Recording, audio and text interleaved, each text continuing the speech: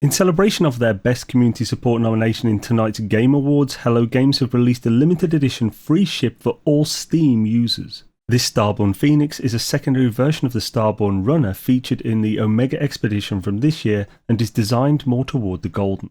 Here's how to get it and a little look in-game at this new and time-sensitive ship. To get this ship, unfortunately you do need to have Steam. This does not appear to be available for any other platform. However, if you have Steam at all, cross-save does now allow you to get this over to your PS5 or Xbox, though that would require owning No Man's Sky on Steam eventually, but it goes on sale frequently.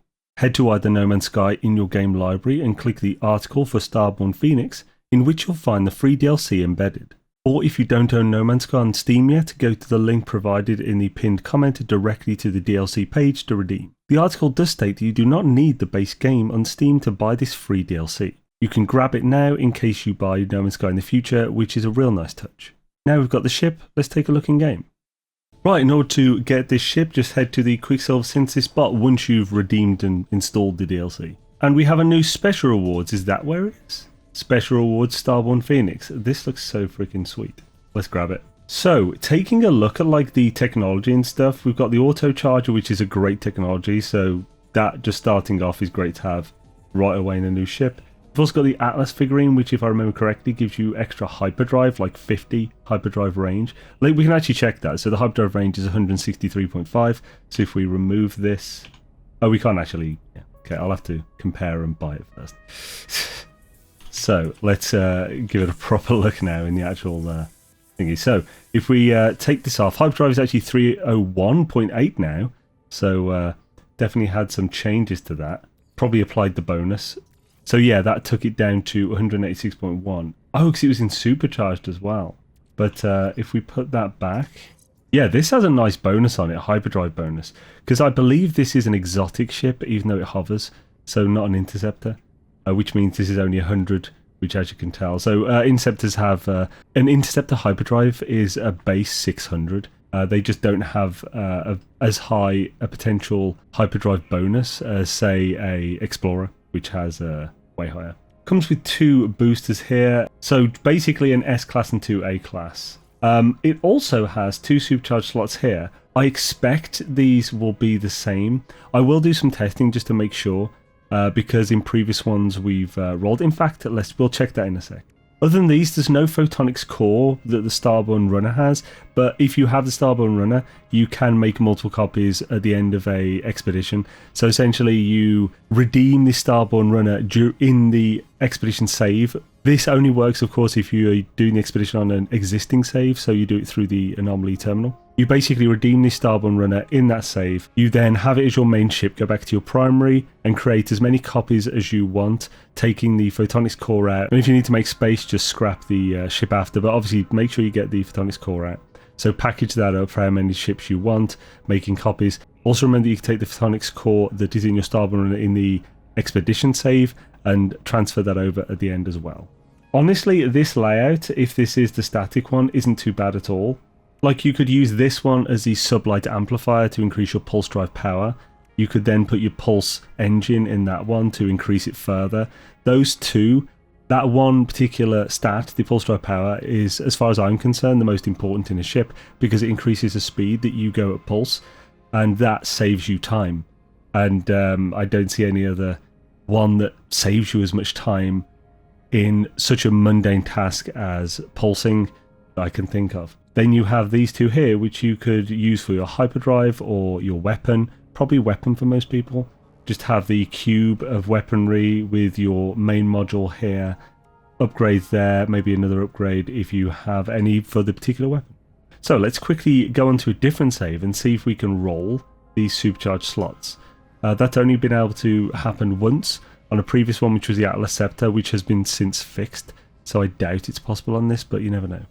If we can roll it, it means that we can basically get a supercharged cube if we really spend some time on it. So let's go to mode select. Let's check Barry Bratwurst this time.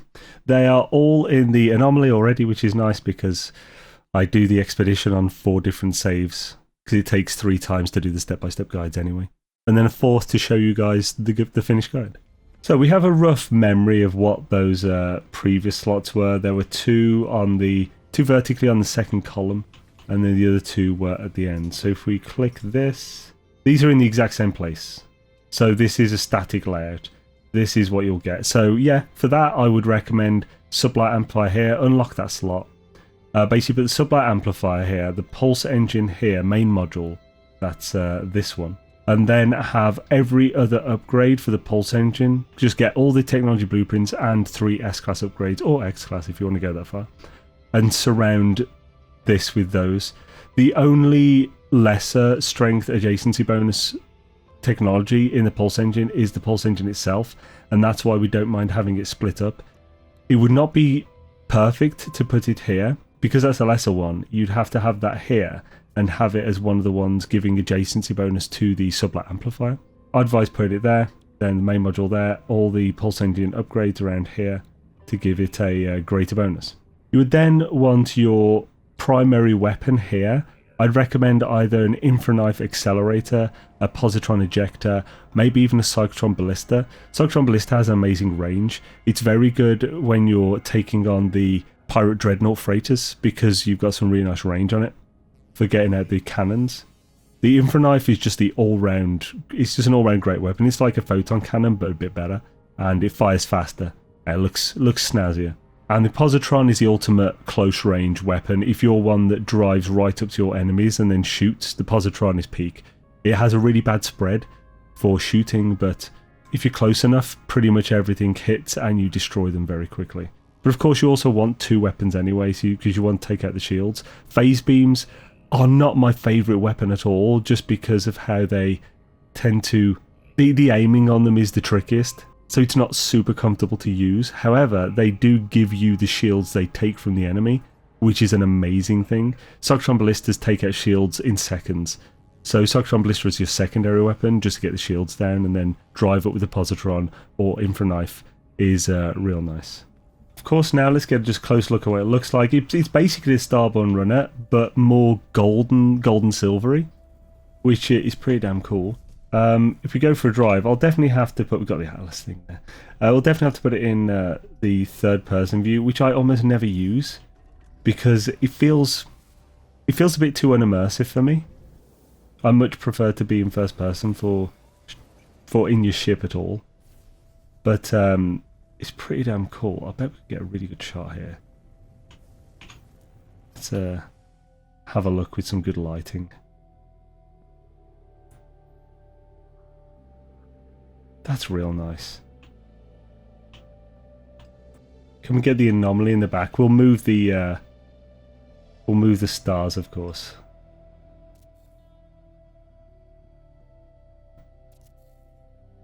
Oh yeah, that's cool, man. That's a nice ship. So yeah, if you want to get the ship, just head to Steam, redeem it free. It's available until the 19th, so make sure you get it before then. And you'll be good to go. Even if you don't own the game, just go onto the link in the pinned comment, specifically pinned.